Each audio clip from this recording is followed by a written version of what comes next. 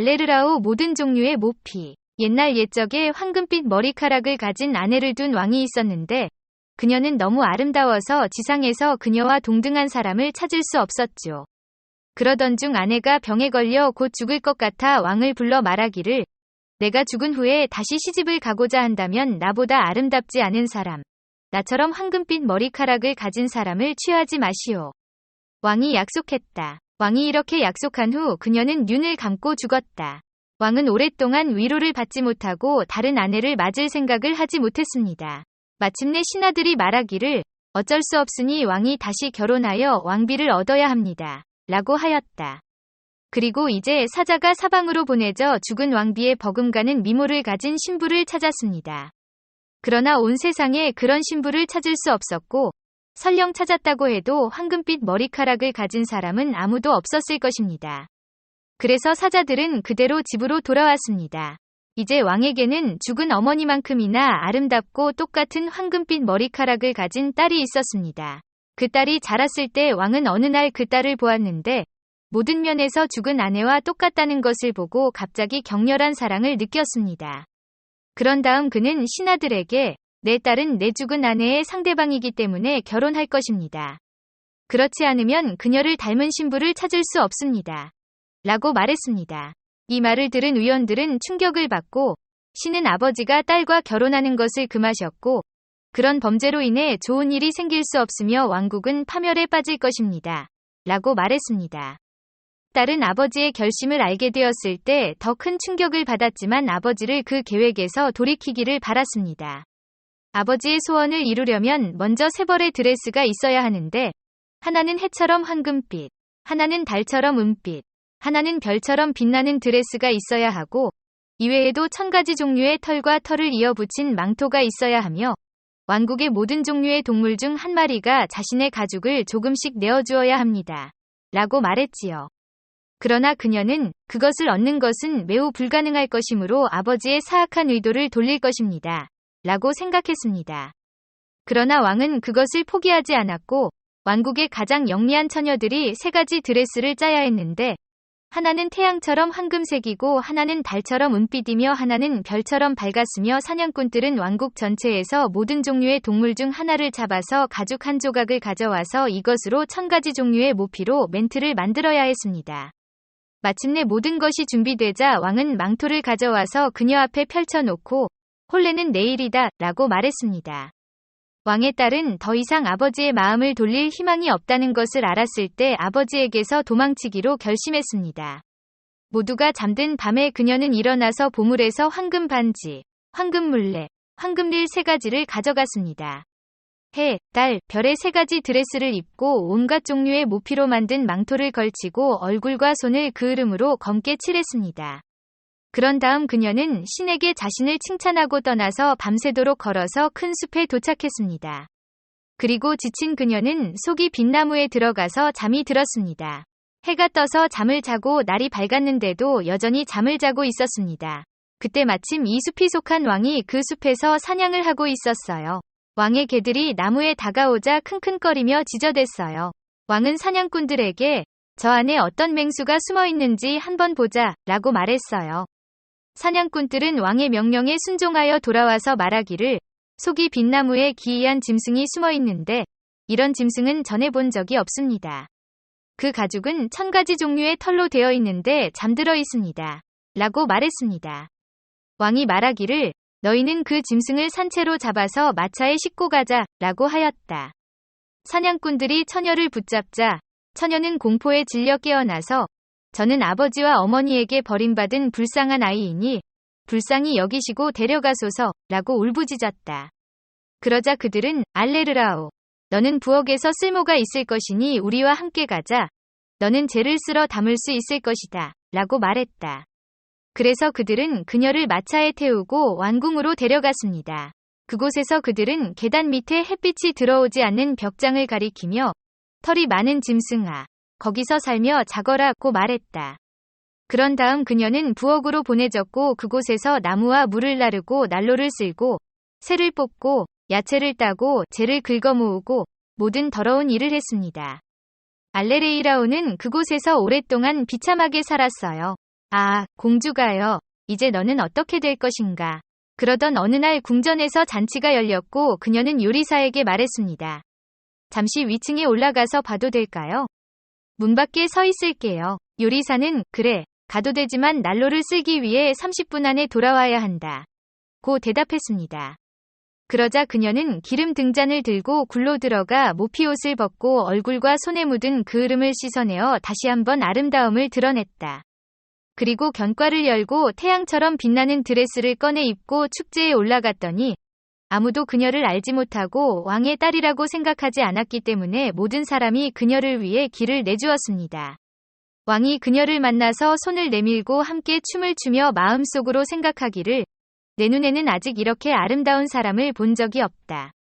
하였다. 춤이 끝나자 그녀는 절을 했고 왕이 다시 돌아보니 그녀는 사라져 아무도 어디로 갔는지 알지 못했습니다.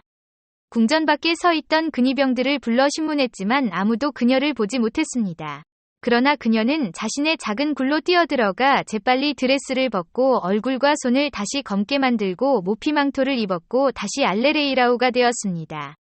이제 부엌에 들어가서 재를 쓸고 일을 하려는데 요리사가 말하기를 아침까지 내버려두고 임금님께 드릴 수프를 만들어주시오.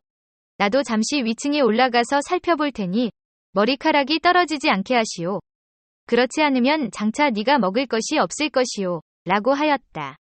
그래서 요리사가 떠나고 알러레이라우는 왕을 위해 수프를 만들고 빵 수프와 최선을 다해 수프를 만들었고 준비가 되자 작은 굴에서 금반지를 꺼내어 수프가 담긴 그릇에 넣었습니다.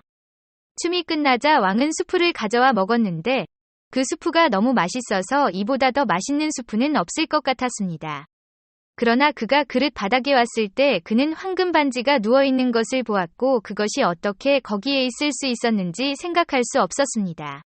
그러자 그는 요리사에게 그 앞에 나타나라고 명령했습니다. 요리사는 명령을 듣고 겁에 질려서 알러레이라우에게 말하기를 당신이 틀림없이 머리카락을 국물에 떨어뜨렸으니 만약 그랬다면 당신은 매를 맞을 것입니다. 라고 말했다. 그가 왕 앞에 왔을 때 후자는 누가 수프를 만들었느냐고 물었다. 요리사는 제가 만들었습니다. 라고 대답했습니다. 그러나 왕은 그것은 사실이 아닙니다. 평소보다 훨씬 더 맛있고 다르게 요리했기 때문입니다. 라고 말했습니다. 그는 내가 만든 것이 아니라 거친 짐승이 만든 것임을 인정해야 합니다. 라고 대답했습니다.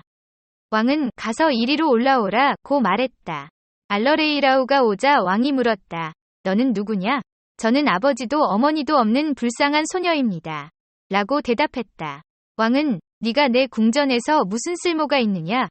고 더 물었다. 그녀는 저는 제 머리에 장화를 던지는 것 외에는 아무 쓸모가 없습니다. 라고 대답했습니다. 이어서 그는 수프에 있던 반지는 어디서 났느냐? 라고 물었다. 그녀는 나는 그 반지에 대해 아무것도 모릅니다. 라고 대답했다. 그래서 왕은 아무것도 알 수 없었고 그녀를 다시 돌려보내야 했습니다. 얼마 후 또 다른 축제가 열렸고 전과 마찬가지로 알러레이라우는 요리사에게 나가서 구경할 수 있게 해달라고 간청했다. 요리사는 그래. 하지만 30분 후에 다시 돌아와서 왕이 좋아하는 빵 수프를 만들어주라 고 대답했다. 그러자 그녀는 굴로 들어가 재빨리 몸을 씻고 달처럼 은빛으로 빛나는 드레스를 견과류에서 꺼내 입었다.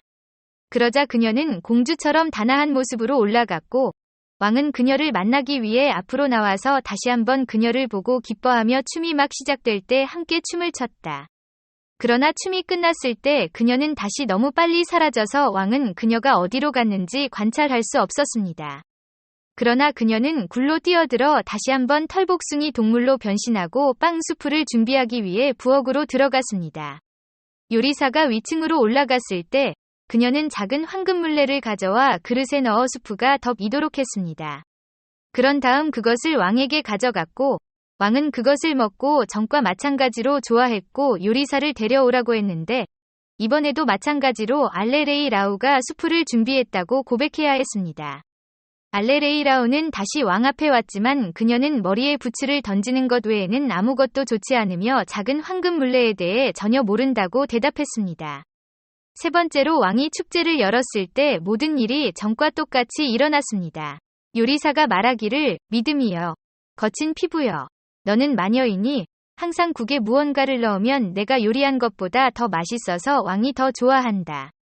그러나 그녀가 간절히 애원하자 왕은 정해진 시간에 그녀를 올려보냈다. 그리고 이제 그녀는 별처럼 빛나는 드레스를 입고 홀에 들어갔습니다. 왕은 다시 아름다운 처녀와 함께 춤을 추며 그녀가 이렇게 아름다웠던 적이 없었다고 생각했습니다. 그리고 그녀가 춤을 추는 동안 그는 그녀가 눈치채지 못하게 그녀의 손가락에 황금 반지를 끼워주었고 그는 춤이 아주 오래 지속되어야 한다는 명령을 내렸습니다. 춤이 끝나자 그는 그녀의 손을 꼭 붙잡고 싶었지만 그녀는 몸을 풀고 군중 사이로 재빨리 뛰어나가 그의 시야에서 사라졌다. 그녀는 계단 아래 굴로 최대한 빨리 달려갔지만 너무 오래 머물렀고 30분 이상 머물렀기 때문에 예쁜 드레스를 벗지 못하고 모피 망토만 걸쳤고 서둘러서 몸이 완전히 검게 변하지는 않았지만 손가락 하나는 하얗게 남아있었다. 그러자 알러레이라오는 부엌으로 달려가 왕을 위해 빵 수프를 요리하고 요리사가 자리를 비운 사이 황금리를 그 안에 넣었습니다. 왕은 그 밑에 있는 릴을 발견하고 알레레이라오를 소환한 다음 흰 손가락을 훔쳐보았고 춤추는 동안 끼고 있던 반지를 보았습니다. 그런 다음 그는 그녀의 손을 잡고 단단히 붙잡았고 그녀가 자신을 풀어주고 도망가고 싶을 때 그녀의 모피 망토가 조금 열리고 별드레스가 빛났습니다. 왕은 망토를 움켜쥐고 찢어버렸습니다.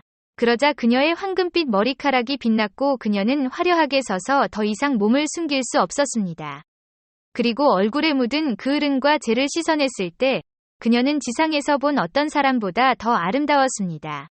그러나 왕은 너는 나의 사랑하는 신부이니 우리는 다시는 헤어지지 않을 것이다 라고 말했다. 그 후 결혼식은 엄숙하게 거행되었고 두 사람은 죽을 때까지 행복하게 살았습니다.